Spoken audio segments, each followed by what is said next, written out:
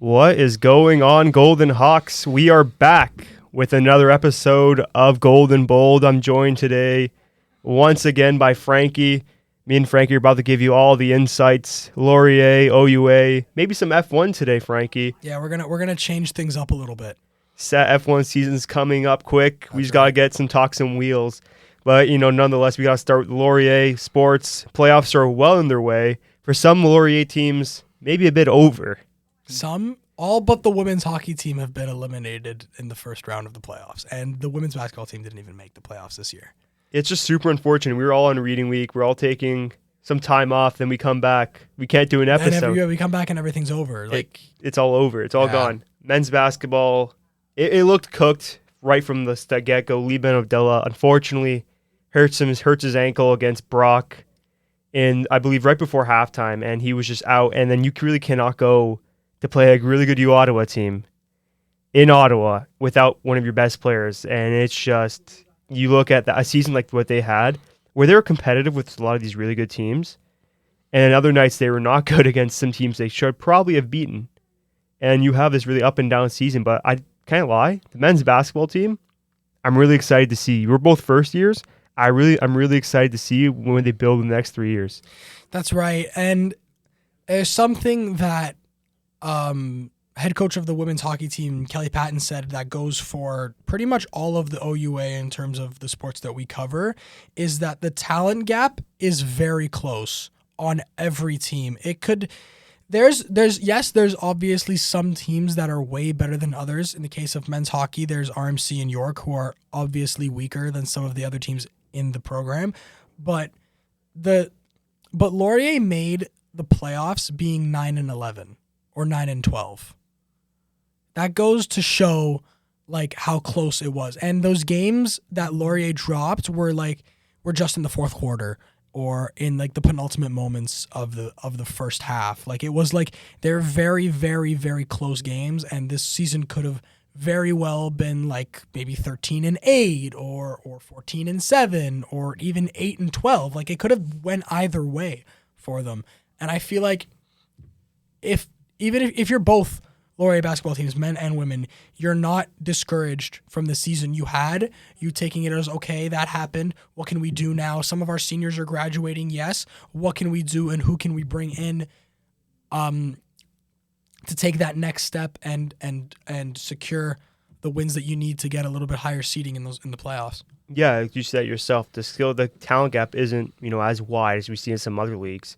It just really comes down to consistency. That's what really separates the teams like Carleton and TMU to teams like Laurier and Waterloo, the teams that aren't as great and teams that don't really pull these double-digit wins, is the consistency. And that's what I think Laurier, they're on the right step forward, especially for both the basketball teams. I'm excited to see some progression next season because I don't think we can really handle, as Laurier basketball fans, even more heartbreak like what we saw from the men's team. It was every game, you're going to lose by 2 points in the dying seconds of the game. That's right. It was a little bit of a heartbreaking year. We had some ups and downs, a couple of good games where it looked like Laurier was gonna bring it out. They started there was one game that I called against U of T where they went down early in the first half. They started the second half really, really strong and then fell apart in the fourth quarter. And that was unfortunately a recurring theme throughout their season, where they would have decent enough games to pull away with a win, and then in the last 5 minutes they'd get tired and get sloppy and start fouling and end up the game having foul out a couple of your best players. And that's just not something that's ideal if you want to come away with last chance wins. Yeah, it's just sometimes they couldn't play a full 4 quarters, and if you can't play a full 4 quarters, then in the OUA you're going to get cooked more often than not. And it was just that. But I think Coach Cavell, he's going to have his guys next season. They're going to be, I feel like a lot of the team, they're coming back next year, at least a good portion of them. And you can rally around that, bring in some new guys, some fifth years maybe, and you can really rally around this. And hey, we built upon something this season. The season progressed. I think it progressed well for them. Let's see what they can do next season. That's right. And we saw, speaking of basketball, it's a very familiar semifinal on both women's and men's, as it's going to be TMU and Carleton this weekend on both sides of the ball. TMU just absolutely obliterated Windsor on home court, 97-38 on the women's side of the ball. So Nate, what are your predictions as TMU's a little bit of an unproven program? They've been really good this year, but they don't really have the past success to back it. Carleton's a program that has won the women's basketball championship nationally and provincially a bunch of times over the last 15 or so years. What do you think? How do you think the kind of David and Goliath style strategy, how do you think that's going to affect TMU going into a game against a powerhouse like Carleton? I really think this is a David and Goliath type of game. Like TMU, you don't just walk into a semifinal game. It wasn't like some Cinderella story for Windsor too. They were a 3 seed. They were a good team all season. You don't just blow a team out by almost 60 points in the semifinals for no reason. And if you're around the TMU like basketball program or TMU sports programs, they rally around their program. Like they absolutely love their team. And I think when it comes down to that, I feel like something like that passion when you're rallying around your team, like you go to their Instagram, just flooded with support. It's absolutely wild. You don't usually see that with OUA teams. That's right. And it's just, hey, if I'm going to bet on a team that has the total fan support from the program, from the school, it's TMU. Because I feel like it's a really exciting time to be a TMU Bold fan. But once again, can you really bet against Carleton? They're the juggernaut. They're the evil team. They're the supervillain. They're the evil empire. They're the evil empire. Can you really bet against Carleton? They are the New York Yankees of OUA women's basketball. I mean, the Yankees are trash. I meant the LA Dodgers. Yeah, that's the LA Dodgers. Better comparison. It's like I want TMU to win, but can TMU beat Carleton? Can they do it? Can they do it? I hope they can do it. I think we're gonna have a close game. I don't think we're gonna have a 60-point walking like we saw, but it should be close. Yeah, I think so too. Speaking of passion and school spirit, to piggyback off what you said there, it's not something you see, especially with schools that have football programs and good football programs like Laurier does. The passion kind of like for their other sports teams gets a little bit sidelined and it gets pushed back a little bit, so you don't see as much. But that has absolutely changed with the rise of Laurier's women's hockey team. They have been good all year. 21-5, first in the OUA, number 4 in the country. They are the team from destiny. They, as it's been coined by our very own Mateo Beckles.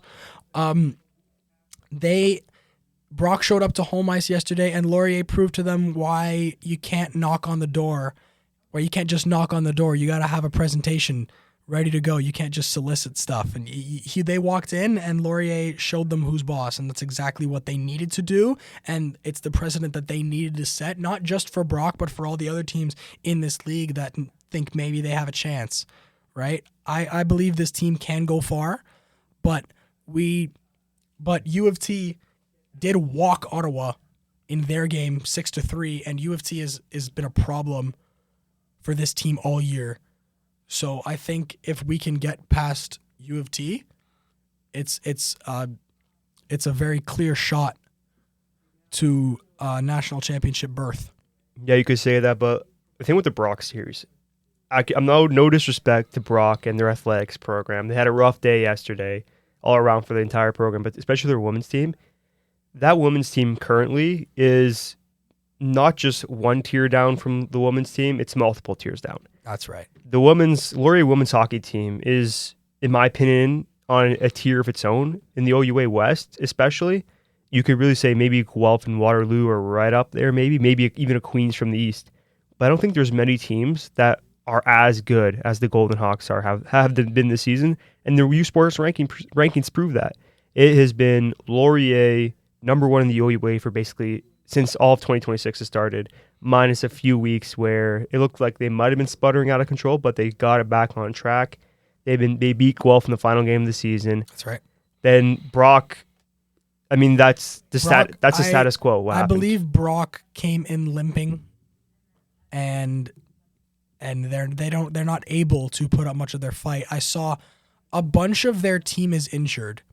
They have a lot of injuries. There were a lot of Badgers, bright red Badger hoodies in the crowd just not able to help or contribute for their team at all. They've had a couple of players. They had one player with a season-ending injury, undisclosed, obviously, but they've had some decent scoring. It's not their game though. Their game isn't to put up huge numbers. So you're looking at the stats and you're thinking, what are they doing? But you're watching back their games. You watch back that play-in game against Windsor, and you're looking at it as this is a team that plays a heavy neutral zone game, reminiscent of like early 2000s dead puck era NHL. Like, you're thinking of this team plugs the middle. They block a lot of shots. Their goalie is very good for the year that she's had and the amount of games that she's played. Megan Thiessen is a very good goaltender, but Laurier was just able to exploit there's sometimes sluggish changing. There was a little bit of defensive turnovers. They got a little bit too physical at times. And Laurier was just able to exploit that, and the pucks that needed to go in went in, and Laurier came out with a 3-0 victory, and they're going to go off to St. Catharines tomorrow and hopefully put this series away.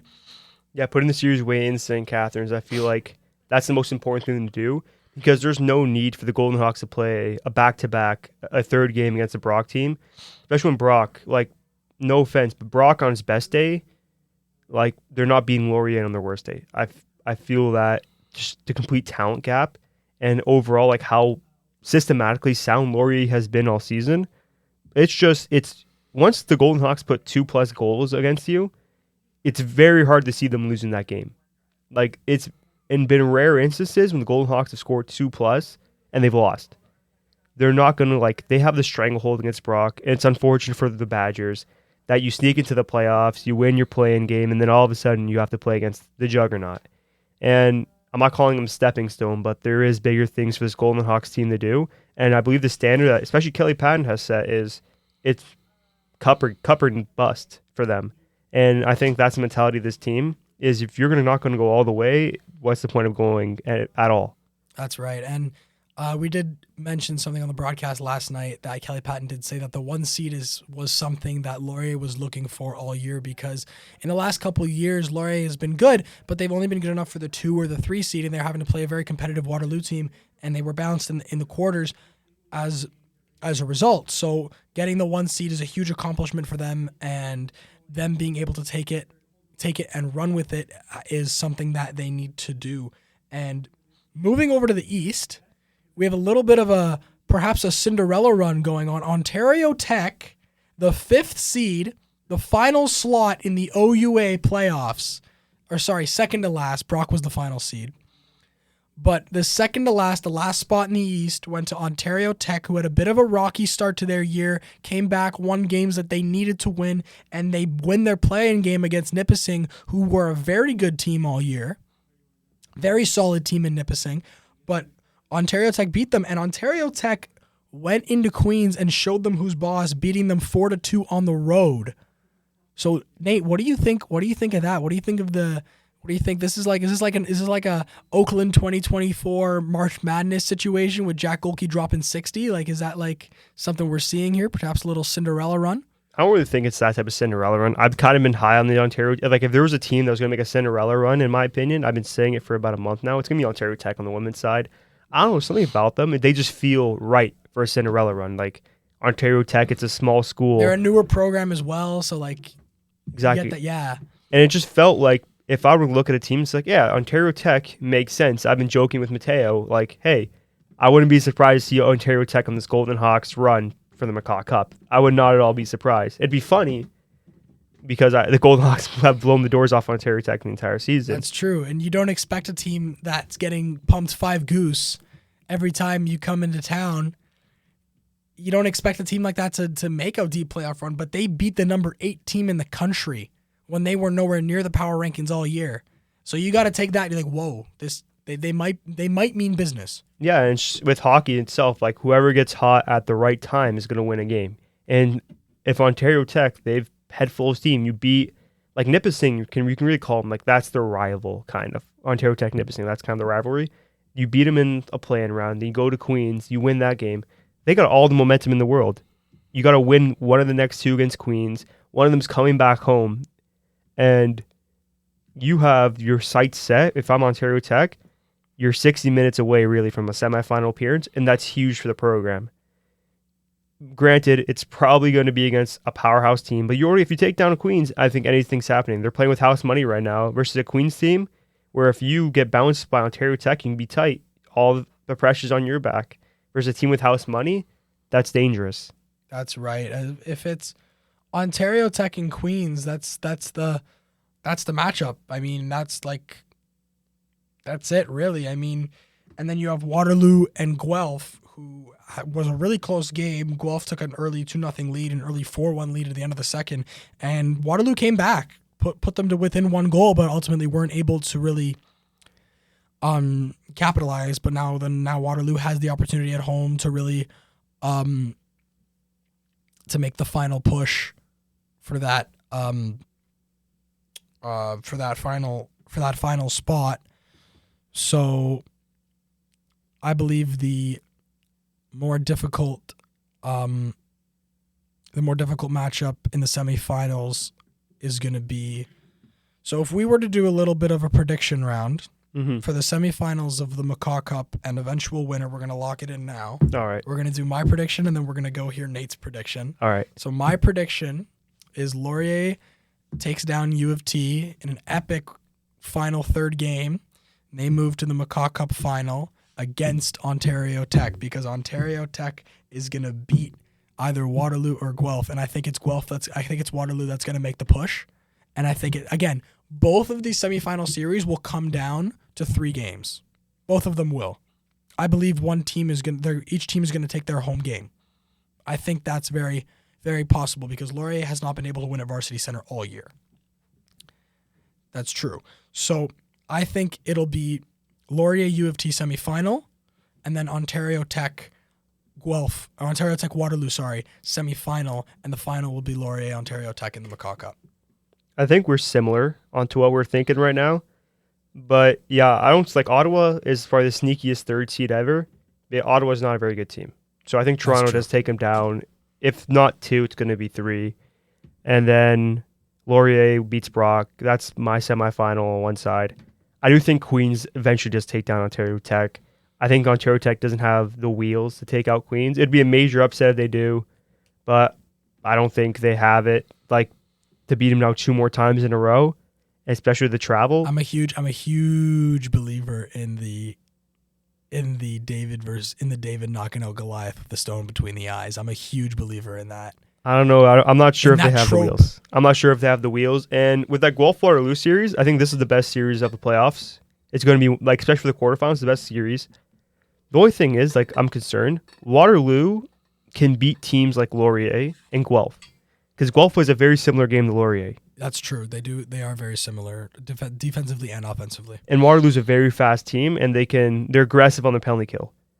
It's going to come down. Whoever wins game 2 is going to win game 3, to win the series, I feel. I believe so. I think it's going to be Waterloo. I agree with you. I'm a believer in Waterloo. I think we're going to get Waterloo Queens. I think Queens is structured well enough to beat Waterloo at the end. I think Waterloo's a bit risky. I think Queens Laurier, I feel like that's what we've been building towards for the entire season. I feel like Laurier was going to take them down in 3, and it's going to be a super competitive series. I think once Laurier gets out of the OUA, then the real challenge starts.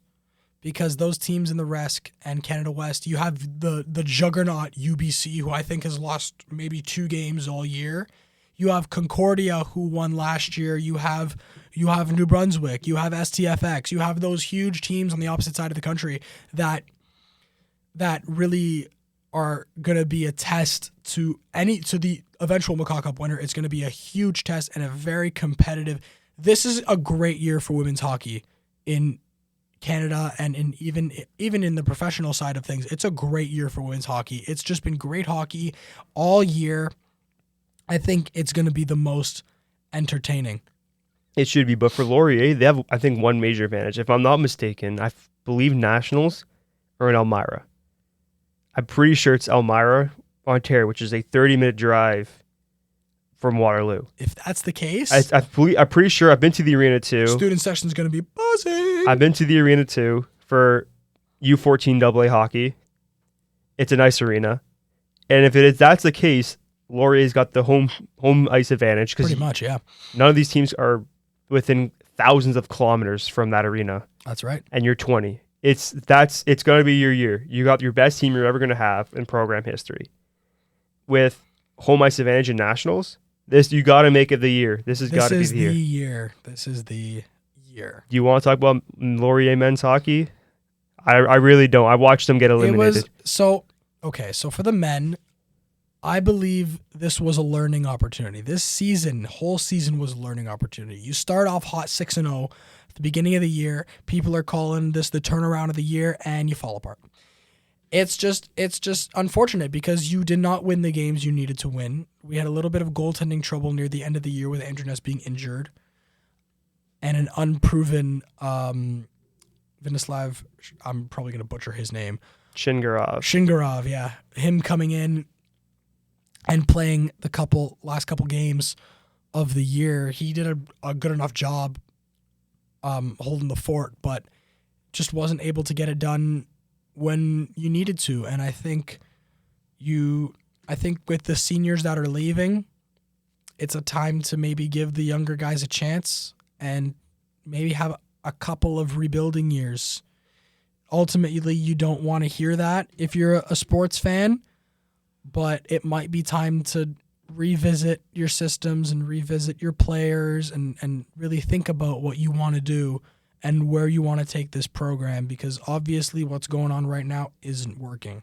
Yeah, it just looked like in that game 3, do or die, win or go home, against Guelph, they've seen this team 4 times in a week. They looked flat. They looked like they wanted to go to Cancun. Like, that was the type of vibe I got, because I just wasn't understanding, like, it's like your season's on the line and you put up a 0 shutout against Guelph. As Guelph, it's 2-0, they put in the 2 empty netters, 4-0 loss. But like, I just didn't understand any of the strategy. Coach Forrest, like, you have Max Antoine Melanson and Lucas Chart should have been playing on the power play together. I don't get why. It's your best playmaker with your best goal scorer. Why are they being separated on a power? And then, like, especially when you're down 2-0, why are you separating them on a power play? I said it all over the broadcast. Like, why are they being separated? They looked good together. They were together for 20 seconds, and it was the best offensive chances we had all game. But I don't think we're cooked for the future. I really don't. Like, Travis Verbeek, that guy's a phenomenal player. That's right. He plays hard. I think he's one of the guys that you're gonna have to build around. I think he's him and whatever you got left out of Lucas Chard. I think that's what you focus on and that's what you build on. You build on your defensive anchors. You've got Kai Stuthers still for another year. You've got David Paglia now for a few years, and you've got guys like that, Anthony Francella, that can really turn into the core members of your team and really become leaders in your locker room. Yeah, it's just they have the major big pieces. Andrew Ness is probably going to stick around a little longer, hopefully. That's right. It was only his first year of eligibility. You've got him for a few years. Yeah, and so you got the big pieces. It's time to fill it out with some recruiting class guys, maybe some guys coming on to Laurier, maybe some BBA guys that want to, those guys get the hockey BBA like connection. But I think Laurier should be in a decent position going forward. It was a decent year. It's better than 5 wins last year. It's a first round exit against a Guelph team. They played hard. It was, for the most part, they played hard. Not the way you want to end it, but still a positive step forward. That's right. I think we move on to a never before talked about topic on the Golden Bold podcast. We had to talk about F1. It's been just so intriguing. New regulations, new rules, everything. It just seems like every new week comes with a new headline. It's not looking bright. I don't think this season, these regulations have already caused a lot of backlash. As an Aston Martin fan yourself, you see Fernando Alonso comparing it to a boat because the cars don't drive well and the drivers don't like it. Hamilton even said in an interview, he said that it's going to be more difficult for the fans to understand because it takes a person with an engineering degree to even begin to understand what's going on with these cars. They're because overcomplicated. They're overcomplicated. You have your V6 turbo hybrid, which we've proven isn't working as an engine. We have your new aerodynamic rules. You've increased the weight of the cars. You've decreased the amount of fuel they can actually have in the cars. You've put more reliance on your electrical power unit, which already isn't working. And the aero is just getting worse. It's getting a lot more downforce heavy, and these cars have no give. The second they get off their line or off their preferred air track, it's over. You're sent flying into a wall. Yeah, it's just like if I wanted to watch Formula E, I would watch Formula E. Exactly. Formula E is funny. They have the fan boost, which I think is really cool, where fans can vote mid-race for a driver they want to give a boost to, and the driver gets like an extra 10% of their battery they could just use. It's such a gimmick sport, but it's so funny. It's so much fun to watch. I can't even lie to you. But it's just like, why? Like, you didn't need to, like, I understand you wanted to make it more wheel-to-wheel racing. You wanted to make the car smaller, especially for races like Monaco, which, like, if it were being real, that race shouldn't be on the calendar anymore. It's so boring. I think that Monaco can work if you make the cars narrower. I think the cars are too wide. You've went from going... So they are narrower than they were in like 2017, 2018, 2019, 2020, all the way up to 2022 or 2021. Those were the widest the cars have ever been. And okay, those were good cars. Don't get me wrong. 2017 was a great year. But I think if you go back to a more 2010 to 2016 style of car, Monaco can work. Because that decrease in width allows for two cars to fit on the main straight of Monaco instead of just one. But I think Monaco is a good race to test the drivers that have the balls to make a move on that small of a track. Lance Stroll. If you watch his Monaco tapes, sometimes when he wants to turn to Lance Senna Stroll, he turns into Lance Senna Stroll. You know his allowance? I'm calling it an allowance. That's what I'm calling his F1 career, an allowance. Because he's getting paid $12 million. His dad is giving him $12 million a year. That's an allowance. That's like my dad giving me $20 to cut my nana's grass. Like that's the same vibe I'm getting here. I think he shouldn't be in F1. I think there are plenty of other drivers. I think Felipe Drugovich should have that seat instead of him and should be learning from Fernando Alonso. And then I think if that happens, because Drugovich is a great driver. We saw him in F2. He's a great driver. Bortoletto's a little bit better, but Bortoletto got his F1 seat. Now you have to give one to Drugovich. And I think if you get Drugovich that seat in Aston Martin and he learns from Alonso, he can be a championship contending driver when he's in his prime. I don't think Lance is the worst driver on the grid. I don't think he's the worst. I think Colapinto. I have no clue why Colapinto is on this grid. Colapinto was a hot candidate for the Alpine seat because he did very good stuff in some endurance categories and other junior formula stuff, but he didn't have enough of an F2 career to really develop the open wheel skills that he needed. He's either slow or he finds the barrier every race. That's the thing with Colapinto. Yes, like he's either like if he's fast, he's gonna crash, or he's like miles off the pace. I agree. Like Colapinto, I've never understood in the seat. I didn't understand why they moved on. They moved on from Doohan. I understand Doohan was. I think as bad as Colapinto is, he is a better pick than Jack Doohan. It's bad or bad. It's bad or bad between the two. It's bad or bad, but then again, you have to look at who brings the most sponsor money, and I think because it's like Sergio Perez. Oh yeah, he's got an entire country backing it. Like he's got billions of taxpayer dollars backing him in his F1 career because he's buddy with the Prime Minister, President of Mexico, and Kit Kat. So I think it's the same thing with Colapinto because he's the only Argentinian driver. He's the first Argentinian driver to drive an F1 since Juan Manuel Fangio in like 1952. So I feel like it's a similar situation where he's got the whole country behind him, kind of like Guan Yu Zhou had the whole country behind him because there's never been a Chinese driver in F1 before. Again, he's another guy that everyone thought was going to be horrible and came in and did some good things. Like he had a couple of good races. He put a horrible Sauber car in 11th or 12th, which is saying something. It was him and Bottas. I remember that entire season was just like Okay, can Bottas and Guan Yu Zhou finally get some points? I think they finally got it. Like the last I think race. Bottas was the only one that got any points. I think it was Zhou. I think it was Zhou. Might have been. I remember Bottas had the worst luck that season. That was Bottas's worst season, and then he just fully left F1. Now he's back. I think I like Cadillac. I feel like they're going to be not as good as 2009 Braun. They're not going to win the championship, obviously, but I feel like they might sniff top 5. Ooh, I don't think about that.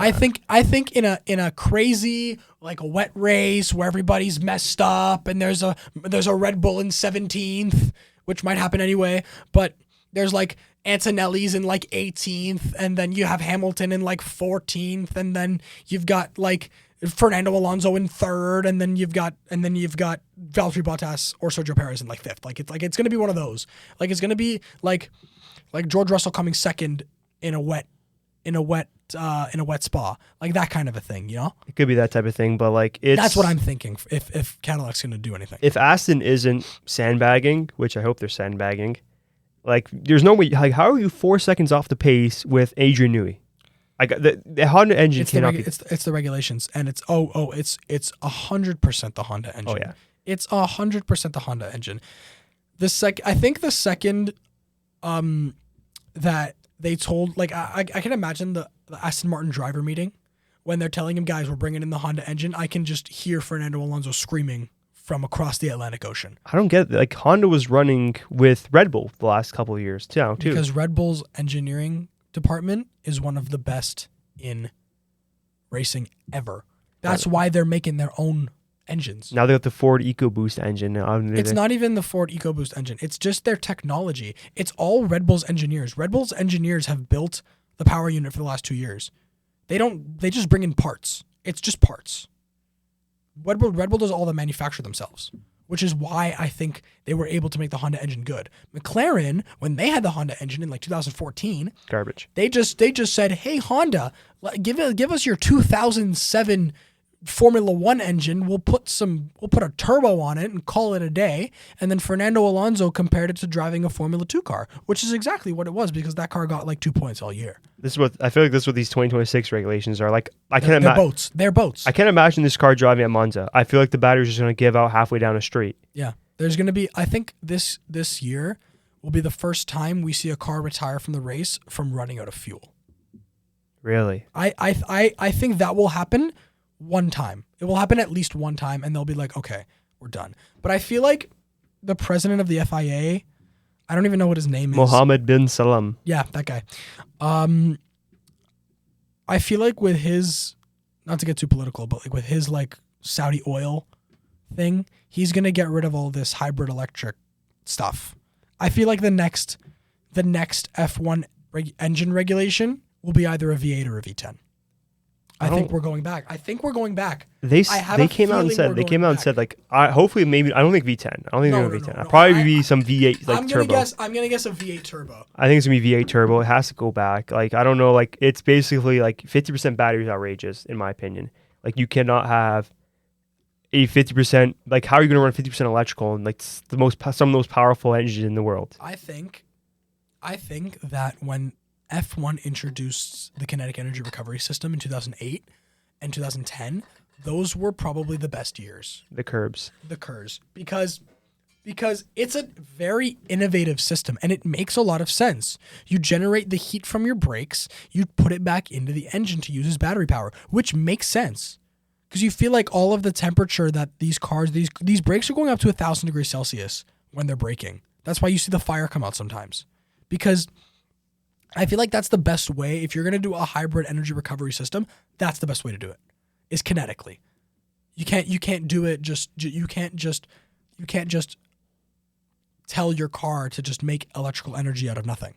Yeah, it's you can't do that. It's disgusting. I never liked the regulations because I'm a big fan of like the 2022-25 regulations. Mm-hmm. I like the way those cars looked. I think those are like some of the best looking cars. They were very good looking, yes, but they were boats. They're boats. They are boats. They can't move. And just like this year is like it's basically whoever comes down to the best engine in my opinion. It's the Mercedes engine. I'm pretty sure it's gonna be that Mercedes. Mercedes looked ultra reliable. They ran into some reliable, yes, I think that's what it's going to. I think it's what it's going to come down to. Who's the most reliable? I think that is also what it's going to come down to. But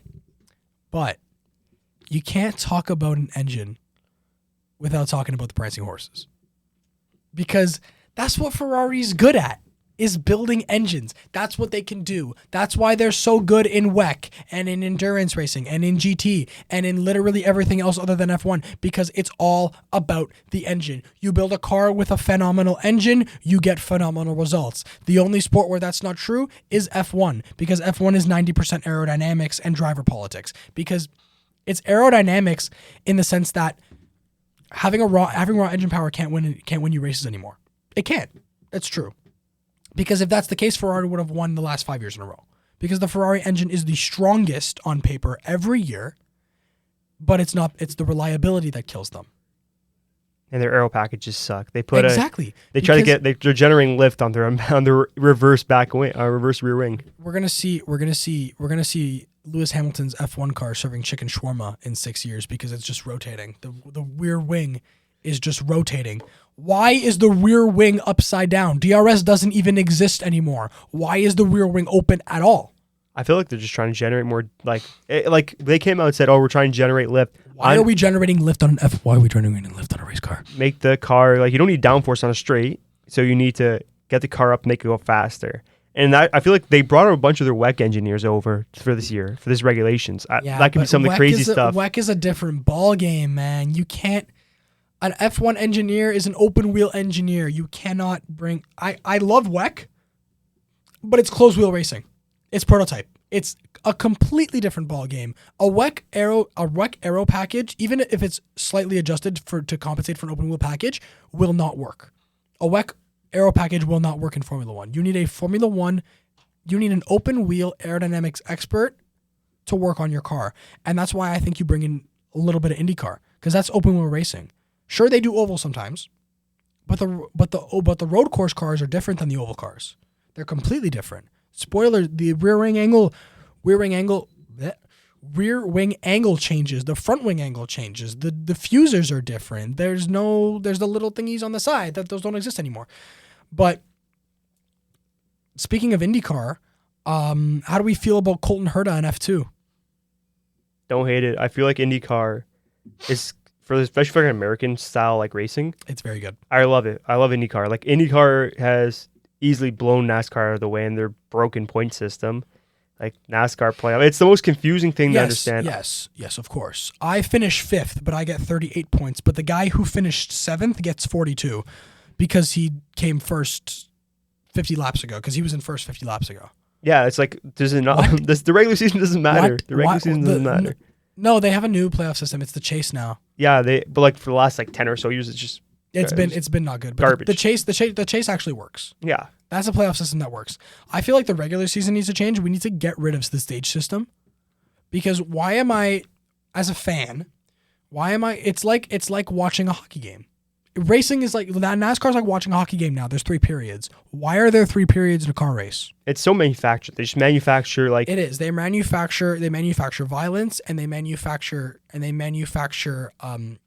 photo finishes, because they try to bunch everybody up at the end with false cautions, which happens a lot. Yeah. How do you think there were 4 last season? There were 4 finishes in under 0.2 of a second.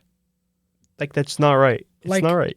Every finish can't be the beginning of Cars 1 where Lightning McQueen sticks his tongue out. Like that cannot happen every race, because it's just going to get boring. Yeah, if you have a buzzer beater at the end of every basketball game, like, it loses its novelty, right? Yeah. Exactly.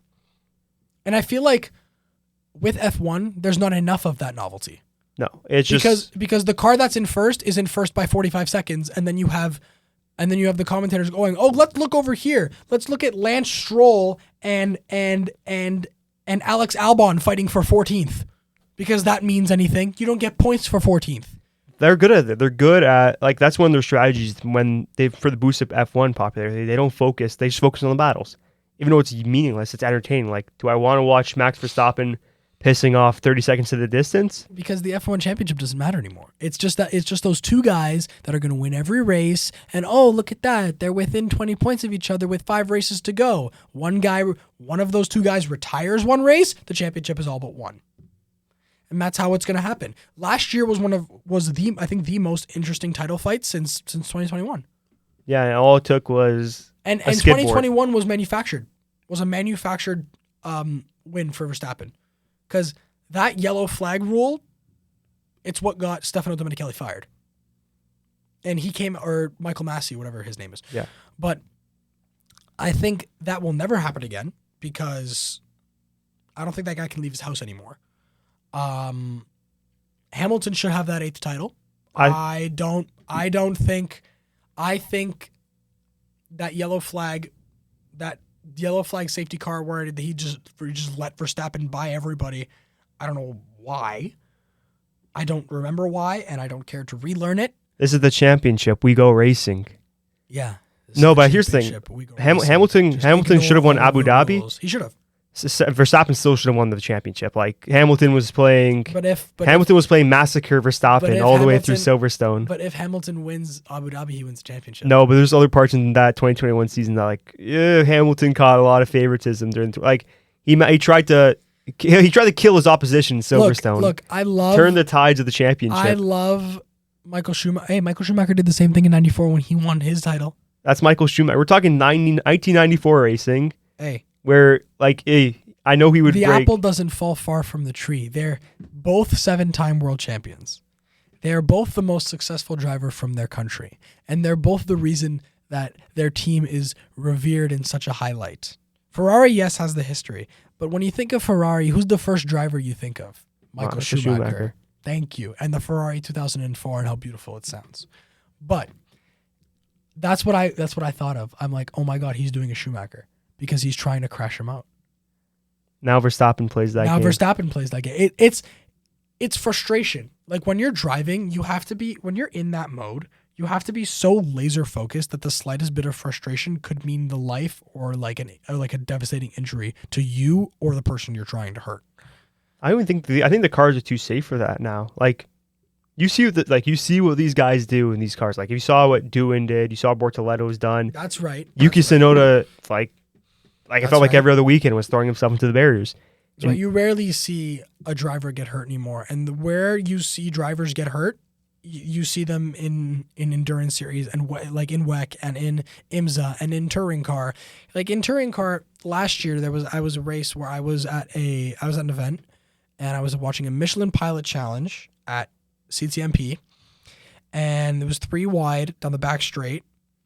An Audi touring car, a Hyundai touring car, and a BMW GT4.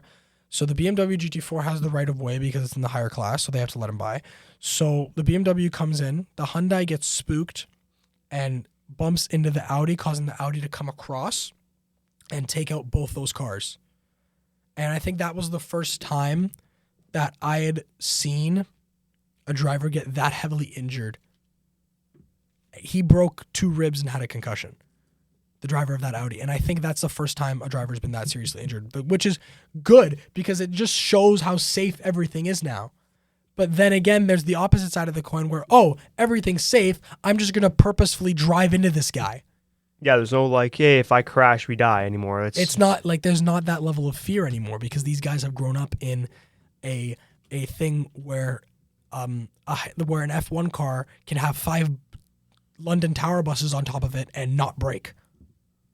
That's it's a thing that's safe. You never want to see anyone get seriously injured. Of course, it has to be it basically has to be a freak accident now. Of course not. Yeah, it has to be an insane accident for anybody to come out with. Like even Roman Grosjean. Roman Grosjean is the highest example. Yeah, but that's only because of where the fuel tank is placed in those cars. And like how he hit how he hit the barrier. It was a very freak accident. He went into the barrier and the car split in half, causing the fuel tank to explode. Yeah. That's why the fire was started. If the fuel tank is even further back or even like low in the bottom, like it is in most cars, in most race cars, it's in a very secluded location. But because of where it was in that 2021 car, when the car split in half and it caused it to explode. Yeah, and even the halo, like it protected him from the barriers. The halo, also Charles Leclerc in 2018. Yeah. Fernando Alonso comes flying over the top of him. And if there's no halo, his head comes clean off. Joe Guan Yu, when he crashed into the Verstappen, it's saved a lot of lives. It has saved a lot of lives. And I believe that the halo should be universal in all open wheel racing IndyCar's little windscreen, I don't think it makes sense. It's a windscreen halo, I think. Kind of, but then why are you going to put the screen? I think it's the screen so you don't have to have the bar in front of you. I think the screen, but then it negates the purpose of the halo. The whole point of the halo is that the bar takes most of the force. If you just have the floating thing there, it's going to snap. I think the screen's like the support there too. Like, because I remember F1 was there when they were trying to introduce the halo. They were messing around with the windscreen. They were messing. The only thing with the windscreen looks so ugly on an F1 car. It does. And so they pivoted away from it. Even when that's why I don't think it looks right on the IndyCar either. It doesn't look as bad as it does because the IndyCar is smaller. Yes. It looks okay. Of course, yes. On the IndyCar. Mm-hmm. It looks awful on, I remember Daniel Ricciardo, the videos of Daniel Ricciardo came out when he was testing the windscreen. It looked awful. Yeah, it didn't. No, not at all. But even to F1, what do we think? I have no gauge. This is the first. What do you think? First race of the season. Do we think it's a run of the mill, or do we think it's going to be an insane slugfest and we see an unexpected first winner? I think with these type of cars, when you don't know what you're going to get, I don't think every car's even this season. Not at all. No, there's some bad cars, but we don't really know who's good. I think the Red Bull is going to be decent this year. The Mercedes, the McLaren, Ferrari, those are going to be good cars. Yep. If the Ferrari aero package is decent, it's going to be Charles Leclerc all season long. I think so too.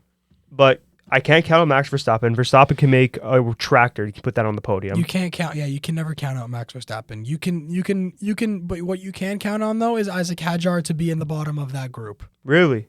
In the bottom of that group. If you're talking about between the top 4 teams, the top 8 cars on the grid, Isaac Hadjar will be 8th 9 times out of 10. No. I think so too. I think that only because the second Red Bull seat is cursed. It is cursed, but I think Hamilton's just fried. I think Hamilton will do a little bit better. He should do a little bit better. Okay. If those top 4 teams will go top 8. Yeah. We'll go number 1, I'll say Norris.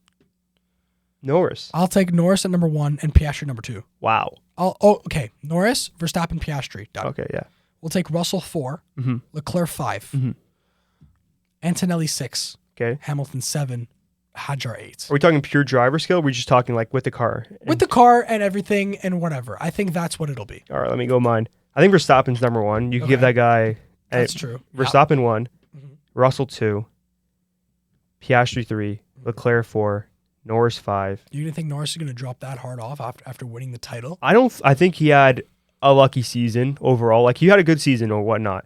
But it took Piastri having one of the worst second halves I've ever seen in my life. That's right. And he's still if Antonelli knows how to defend in the second to last race, and how do you you're 1 lap, just defend 2 seconds for 1 lap.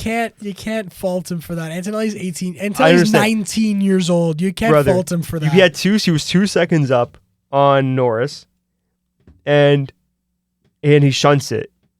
On the second to last lap, and then Yuki Tsunoda, I'm going to defend like a lion. Yuki Tsunoda. I'm going to defend like a lion for my Max Verstappen, and he takes a 5-second penalty without slowing Norris down. At least shunt him off the track to keep your job in F1. That's true. Poor guy. I think he's a reserve driver. I think he is. It's just it makes sense. I was super high on Tsunoda. I really like Arvin Lindblad. Yeah, I would, but it was just odd man out. I that's true, but I really like Arvin Lindblad. I think he's gonna do really, really well. Isaac Hadjar's got that seat up. He's on the hot seat already. It's on fire. It's already on fire. It's I feel bad for the guy, but I think Arvin Lindblad is gonna do numbers in that Racing Bulls car, and it was competitive last year. It was not really. It was the second to worst. It seemed competitive, but it was. I think they were putting up.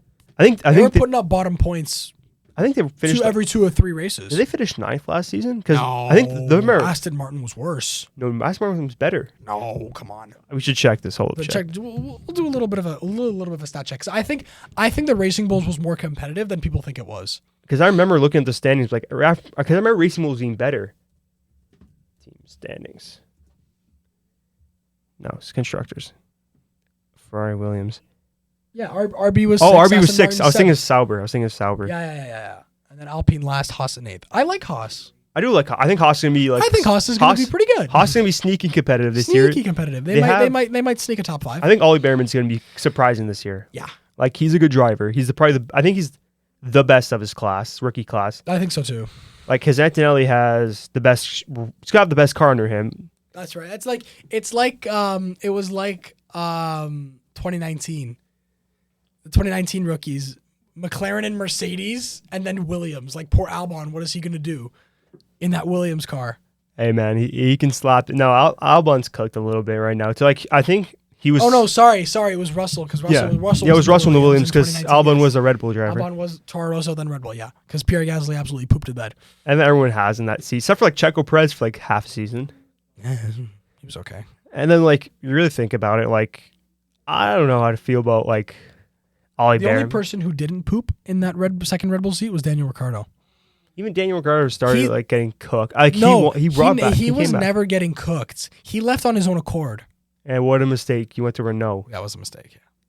And then like he was supposed to come back to the Red Bull seat, and then he couldn't do nothing in RB. Yeah, no. He was getting fried by Yuki. Getting fried. And then, now I think he's a Ford Racing ambassador, so I think he does like their like I don't know off-road stuff. I don't know. An American and whatnot. He's been like Mr. America F1 driver for a while. An American, even though he's from Australia. Speaking of the Americans, I know. Oh yeah, we had to talk about it. What, the Olympics? We had to talk about it eventually.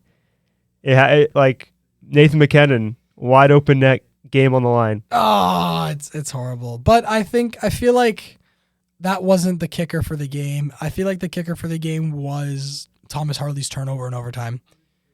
Just taking that shot and a huge block by I think it was Jack Eichel.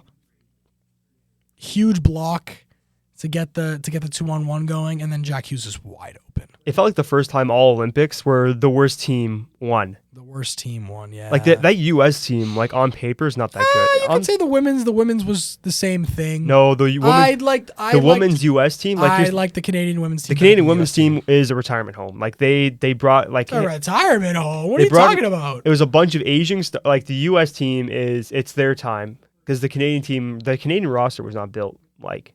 It was a lot of like their stars are older. That's the problem. It felt it's like a not lot the of last team gasps. that's older. It was a lot of last gasps. Their on stars are older, like Marie-Philippe Poulin, Natalie Spooner, Sarah Nurse. They're on the older side. Yes, that's your big names. But you got players like Emma Malte. You got like Laura Stacey.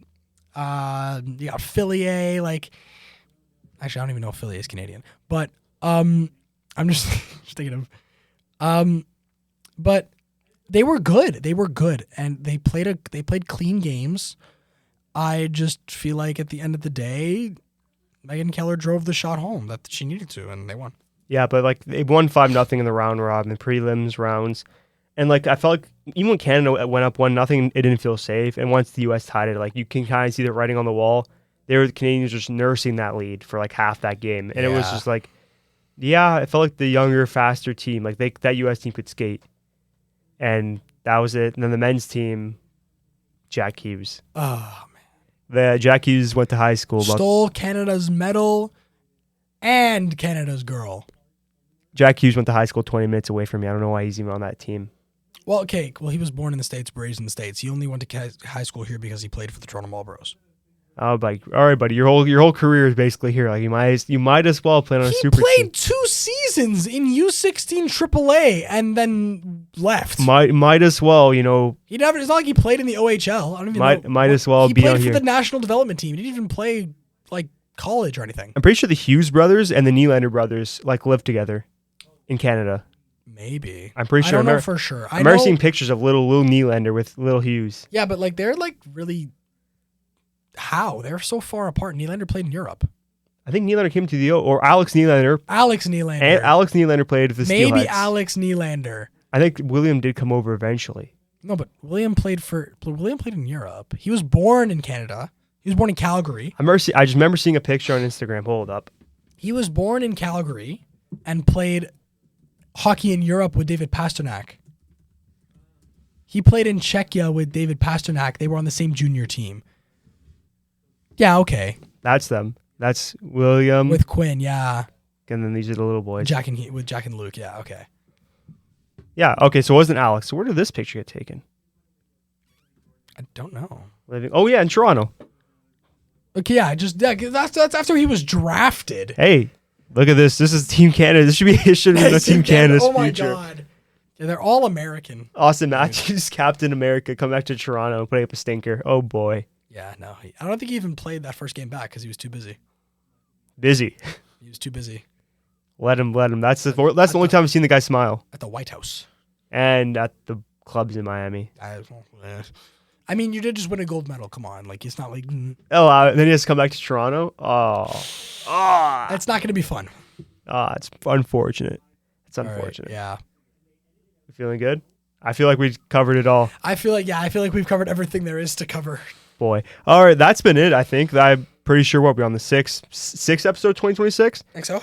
Yeah, it's been it. That's been me, Nathan Pagliaroli with Frankie, and that is Golden Bold.